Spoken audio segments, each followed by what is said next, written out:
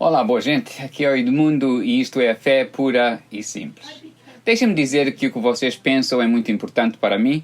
Eu comecei este canal para quem estiver interessado no que é a fé baseada nos ensinos de Jesus, conforme aquilo que a Bíblia ensina. Eu sei que muitos de vocês creem em Jesus e seguem a Jesus e dessa maneira todos nós podemos beneficiar de bom ensino. Mas eu comecei este canal especialmente para todos aqueles que eu sei que muitos de nós pertencemos nesse campo, que por uma razão ou outra não acreditamos. E há muitas razões para nós encontrarmos-nos nesse lugar, por isso deixem-me dizer que se tiverem perguntas, eu gostaria imenso de poder responder a elas no meio destes ensinos. Deixem-me dizer que o meu interesse não é primeiramente a religião, não de maneira que muitos de nós pensamos em religião. Eu não estou aqui para criticar, nem para apontar dedos. Embora Jesus não escondesse que seguir a Ele é exclusivo, em termos de só um caminho que nos leva a Deus, que é Ele próprio. Eu só quero, com humildade, tentar ensinar aquilo que a Bíblia ensina, e se puder mostrar que a fé não é uma coisa misteriosa, em termos de só alguns a poder entender, ou que é preciso uma sabedoria especial, nem que a fé é, como muitas pessoas pensam, cega. Pelo contrário, eu acredito em Jesus e na Bíblia porque eu acredito que temos provas concretas para basearmos a nossa fé na Bíblia, e na próxima terça eu falarei sobre isso. Nós vivemos num dia em que, em termos de fé, nós temos milhares de escolhas. Por isso é que eu digo, arranjem uma Bíblia e entrem nesta viagem comigo. E vejam se aquilo que é ensinado, seja por mim ou quem quer que seja, é mesmo aquilo que Jesus e a Bíblia ensinou e ensina, ou somente opiniões religiosas. Uma das razões que muitas pessoas se encontram num lugar de não acreditar é precisamente isto: como escolher? Ou pior, chega-se a um ponto de se ficar farto de todos que falam como se estivessem certos, ou pior, a nossa experiência deixa-nos fartos de hipocrisia que se vê naqueles que se dizem seguidores disto ou daquilo. Aqui tenho que ter cuidado, porque quando se fala na fé, nós não estamos a falar na nossa perfeição. Perfeito só há um e não é nenhum de nós. Então, se alguém se apresentar como sendo perfeito neles próprios ou tentarem mostrar que são melhores que outros, o melhor é deixar espaço. O meu avô costumava dizer, quando se ultrapassava alguém numa bicicleta, deve-se deixar bastante espaço para eles caírem. Quando alguém se apresenta com muito orgulho neles próprios, ou mesmo na sua religião, ou naquilo que eles fazem, é bom fazer o mesmo. As únicas pessoas que Jesus criticava constantemente eram os líderes religiosos no seu tempo. Por quê? Porque eles eram especialistas em leis e regras feitas por eles próprios que Deus nunca deu. Eram especialistas em crítica de todos que não faziam as coisas como eles queriam. Com a religião, eles controlavam o povo com regras e leis que Deus não deu, ou pior, usando leis que Deus deu, mas não com a intenção que Deus tinha dado. Tanto que Jesus lhes disse em Mateus 21:31, eu afirmo a vocês que isto é verdade. Os cobradores de impostos e as prostitutas estão entrando no reino de Deus antes de vocês. É bom pensar nessa verdade. Noutra ocasião, Jesus disse em Marcos 2:17, os que têm saúde não precisam de um médico, mas sim os doentes. Eu vim para chamar os pecadores e não os bons, ou aqueles que se consideram bons. A fé é para pecadores, o céu é para pecadores. Noutra ocasião, no livro de Lucas 18, versos 9 a 15, diz, Jesus também contou esta parábola para os que achavam que eram muito bons e desprezavam os outros. 2 homens foram ao templo para orar. Um era fariseu e o outro cobrador de impostos. O fariseu ficou de pé e orou sozinho, assim, ó Deus, eu te agradeço porque não sou avarento, nem desonesto, nem imoral, como as outras pessoas. Agradeço-te também porque não sou como este cobrador de impostos. Jejuo 2 vezes por semana e te dou a 10ª parte de tudo o que ganho. Mas o cobrador de impostos ficou de longe e nem levantava o rosto para o céu. Batia no peito e dizia, ó Deus, tem pena de mim, pois sou pecador. E Jesus terminou dizendo, eu afirmo a vocês que foi este homem e não o outro que voltou para casa em paz com Deus. A Bíblia diz que Jesus veio para trazer-nos boas novas. As boas novas de Jesus são estas. Jesus fez por nós aquilo que era impossível nós fazermos por nós próprios. Ninguém é aceito pelo que tenha feito, ou que tenha dado, ou que tenha ajudado, ou que tenha sacrificado, ou pago, ou qualquer outra coisa que tenha feito por sua força própria. A Bíblia ensina ainda que todo o bem que possamos fazer não é capaz de pagar ou cobrir o nosso pecado, ao contrário daquilo que possamos ter sido ensinados. Romanos 5,8 explica isto assim: mas Deus prova o seu amor para conosco em que Cristo morreu por nós, sendo nós ainda pecadores. Isto quer dizer, Deus agiu por nós antes de nós fazermos qualquer coisa por nós próprios. E depois, um capítulo a seguir, em Romanos 6,23, diz-nos assim: pois o salário do pecado é a morte. Isto quer dizer que mesmo que quiséssemos pela nossa força própria, nada podíamos fazer por nós próprios em termos de pagar pelos nossos pecados, porque só a perfeição pode cobrir o pecado. E o melhor que possamos fazer fica aquém da perfeição. Se tivéssemos de pagar pelos nossos pecados, nada tínhamos para oferecer. E se não por nós, muito menos por outras pessoas. No livro de Isaías 64,6, ensina que comparadas com a perfeição de Deus, as nossas melhores ações são como trapos sujos. Aceitar isto é se calhar a maior barreira para o nosso orgulho ultrapassar e ter fé. Mas Romanos 6,23 não diz só que o salário do pecado é a morte. Diz-nos também, para quem aceitar esta verdade, quem deixar que a morte de Cristo cubra os seus pecados, o presente gratuito de Deus é a vida eterna que temos em união com Cristo Jesus, o nosso Senhor. Notem que é um presente gratuito de Deus, não o merecemos. Em Romanos 5,10 diz: porque se nós, sendo inimigos de Deus, nós não pensamos de nós próprios dessa maneira, mas é a maneira que a Bíblia explica o que é nós estarmos no nosso pecado. Fomos reconciliados com Deus pela morte do seu Filho, muito mais, estando já reconciliados, seremos salvos pela sua vida. Só aquilo que Jesus fez na cruz perdoa, e só a vida que Ele nos oferece salva. Muitas pessoas perguntam e dizem: não posso crer num Deus que possa mandar pessoas para o inferno. Mas pensar assim é não ver as coisas como são realmente. O desejo de Deus no seu amor é que nenhuma pessoa fosse para o inferno. Segundo Pedro 3,9 diz-nos: o Senhor não demora a fazer o que prometeu, como alguns pensam. Pelo contrário, Ele tem paciência com vocês porque não quer que ninguém seja destruído, mas deseja que todos se arrependam dos seus pecados. E por isso Jesus veio, viveu uma vida perfeita, mostrou-nos quem Deus é, demonstrou o seu amor, demonstrou o amor de Deus para conosco, morreu na cruz pagando o salário dos nossos pecados. E a ressurreição de Cristo é a prova que Deus aceitou a morte de Cristo como pagamento completo dos nossos pecados e a oferta da salvação da morte e do pecado e da vida eterna. Há pessoas que digam: se Deus não quer que ninguém vá para o inferno, por que não só perdoar todos? Mas dizer isto é como um alcoólico violento dizer à esposa ou à sua família: se vocês me amam, deixem-me continuar a beber e a fazer o que eu quero, como quero, sofra quem sofrer. A nossa justiça interna não aceitaria isso. O que temos que entender é que a justiça de Deus não pode aceitar a destruição que o pecado faz na vida do ser humano e a destruição que faz entre nós e Deus, entre nós e uns outros e mesmo entre nós e a natureza. Por isso Deus tem de ser completamente justo e perfeito. Ele não pode fugir à sua justiça. O salário do pecado é a morte física, espiritual e eterna, o inferno, a separação de Deus. Esse salário tem de ser pago. E nada podíamos fazer para nos livrar disso pelas nossas ações próprias. Mas Deus ama-nos, a Bíblia diz, com um amor eterno, e então decidiu deixar o céu, vir à terra e pagar esse salário por nós.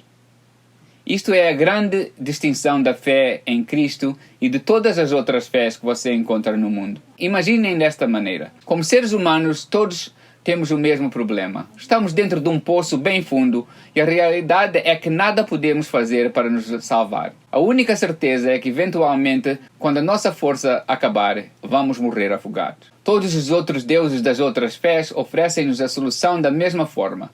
Deus fica fora do poço a dar-nos ideias de como sair do poço, mas continuando a não fazer nada para nos ajudar. O Deus da Bíblia é diferente, especialmente nisto. Ele sabe que só há uma certeza: sem ajuda vamos morrer afogados. E então, em vez de ficar fora do poço e oferecer-nos soluções para nós salvarmos a nós próprios, Deus troca de lugar conosco. entra para o poço sabendo que vai morrer afogado e dá-nos a sua vida em troca. Expiação substituta.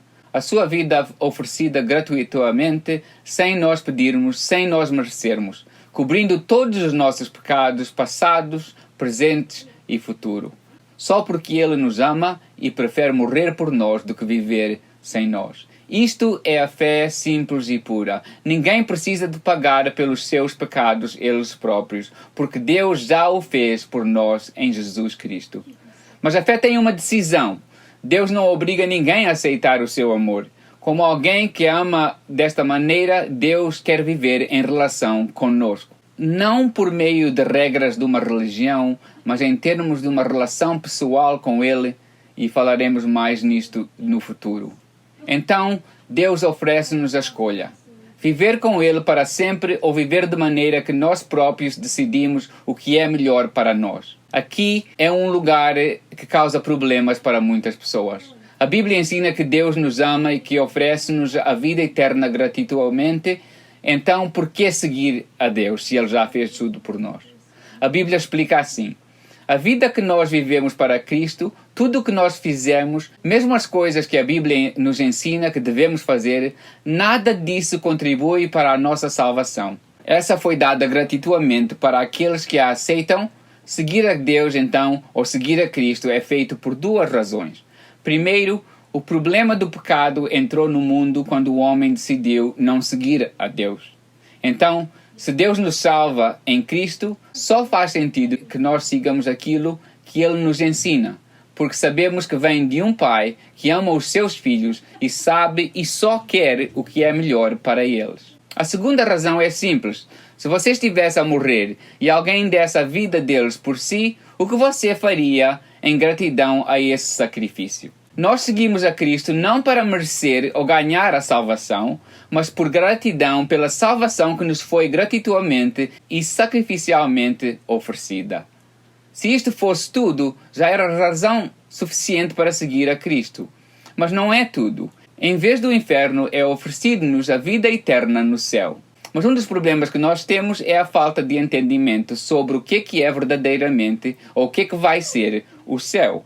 Mas a Bíblia dá-nos o que chega para saber que vai ser melhor do que qualquer coisa que possamos imaginar. Em 1 Coríntios 2,9 diz: Porém, como dizem as Escrituras Sagradas, o que ninguém nunca viu nem ouviu e que jamais alguém pensou que podia acontecer, foi isso o que Deus preparou para aqueles que o amam. Apocalipse 21, versos 1 a 5 diz: Então vi um novo céu e uma nova terra. O primeiro céu e a primeira terra desapareceram, e o mar sumiu. E vi a cidade santa, a nova Jerusalém, que descia do céu. Ela vinha de Deus, enfeitada e preparada, vestida como uma noiva que se vai encontrar com o seu noivo. Ouvi uma voz forte que vinha do trono, a qual disse: Agora a morada de Deus está entre os seres humanos. Deus vai morar com eles e eles serão o povo dele. O próprio Deus estará com eles e será o Deus deles. Ele enxugará dos olhos deles todas as lágrimas. Não haverá mais morte, nem tristeza, nem choro, nem dor. As coisas velhas já passaram. Aquele que estava sentado no trono disse: Agora faço novas todas as coisas. Isto é o céu. Isto é oferecido não àqueles que fizeram algo para o merecer pela sua força própria ou porque foram melhor que outros, mas porque aceitaram o sacrifício dado por eles e porque se entregaram a seguir e a servir a Deus. Mas a passagem que acabei de ler continua. Verso 8 diz: Mas os covardes, os traidores, os que cometem pecados nojentos, os assassinos, os imorais, os que praticam feitiçaria, os que adoram ídolos e todos os mentirosos, o lugar dessas pessoas é o lago onde queima o fogo e o enxofre, que é a segunda morte. O perigo aqui é pensar que os bons vão para o céu e que os maus vão para o inferno. Ou então comparamos-nos uns aos outros e decidimos: sim, é verdade, somos pecadores, mas desde que não formos os piores pecadores, estamos bem. O problema é que qualquer e todo pecado separa-nos de Deus. Embora nós pensamos no pecado em termos de pecados grandes e pecados pequenos, perante a justiça de Deus isso não é uma realidade. E por isso todos somos culpados. Todos necessitamos de ser salvos. E nada temos para oferecer para receber a salvação. Agora vou dizer uma coisa que, mais do que certo, poucas vezes ou nunca ouviram dizer desta maneira. A realidade é que no céu nós vamos encontrar aqueles que foram covardes e traidores, os que cometeram pecados nojentos, assassinos, imorais, que praticaram feitiçaria, os que adoravam ídolos, mentirosos, pecadores. Então, qual é a diferença? É só esta.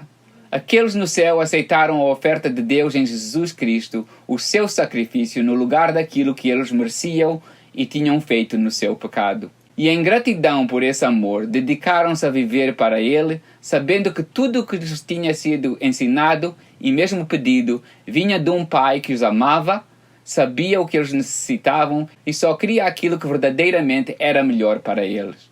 E por isso, e só por isso, quando Deus olha para eles, só vê a perfeição do seu Filho neles próprios. Mas a vida de Cristo em nós é muito mais do que Deus a fingir que não vê o nosso pecado. A Bíblia ensina que na morte de Cristo, na troca do nosso pecado pela sua justiça, Ele faz-nos novos por dentro ou de dentro para fora. Então, quando começamos a seguir a Cristo, começamos a aprender a ser aquilo que em Jesus Cristo, nos olhos de Deus, já somos. Esta chama-se a verdade do já e do ainda não. Em Cristo já somos o que vamos ser, mas ainda estamos a aprender a ficar essas pessoas. Se isto for um pouco confuso, não se preocupem por agora, pois ensinaremos sobre isso. Não posso acabar sem dizer isto. Se isto é verdade, se isto é o que a Bíblia verdadeiramente ensina, o que é que eu tenho que fazer para saber em qual grupo vou estar no fim, com absoluta certeza? É muito simples. Muitos pensam que até é simples demais. A religião por muitas vezes complicou isto, tirando a certeza, fazendo da salvação algo para favorecer a religião, em vez de dar paz e esperança ao povo. Porque a realidade é que criando incerteza e tirando-nos a esperança, faz de nós escravos à religião e faz da religião Deus, que não é. Qual é a outra opção? Como disse, é muito simples. Primeiro é acreditar que por aquilo que Ele fez, Jesus é o nosso Salvador e Senhor. Então, é concordar com Deus que somos pecadores e merecemos o salário do nosso pecado. Pedimos perdão a Deus pelo nosso pecado. Lembrem-se do homem que Jesus disse que foi para casa em paz com Deus. Ele só disse 8 palavras. Ó Deus, tem misericórdia de mim, um pecador. Nada mais. O que é importante não são as palavras ou a frase, mas a verdade é a vontade que sai dos nossos corações. O segundo passo é entregar a direção das nossas vidas a Cristo. É importante dizer aqui, este passo não é o que salva. A morte de Jesus oferece a salvação e a Bíblia diz que uma vez por todas. E então, pela oferta de perdão e a certeza da presença de Deus, dirigindo as nossas vidas agora e para toda a eternidade, entregamos as nossas vidas a Deus para que Ele faça em nós e de nós aquilo que é verdadeiramente melhor para nós. O que se faz para ter a certeza absoluta da salvação? É acreditar nos nossos corações que Jesus é o nosso Senhor e Salvador, é reconhecer que somos pecadores, precisamos e aceitamos a sua salvação, pedimos perdão pelos nossos pecados e é começar de hoje para a frente a seguir a Cristo naquilo que a Bíblia nos ensina. Vou dizer também, por favor, não se preocupem se neste momento você não se encontra num lugar onde pode aceitar a isto. Vamos olhar muito mais sobre estas coisas. Mas se alguém alguma vez aceitar a isto, gostaria muito de saber e celebrar consigo. A Bíblia ensina que há uma grande celebração no céu quando um só pecador se arrepende, e diz isso em Romanos 10, 9. Daqui é o Edmundo. Se ajudou, gostem, inscrevam-se, compartilhem com outros. E não peço isso por desejos de fama, pelo contrário. Só quero saber quem é que está nesta viagem comigo e quando puder ajudar.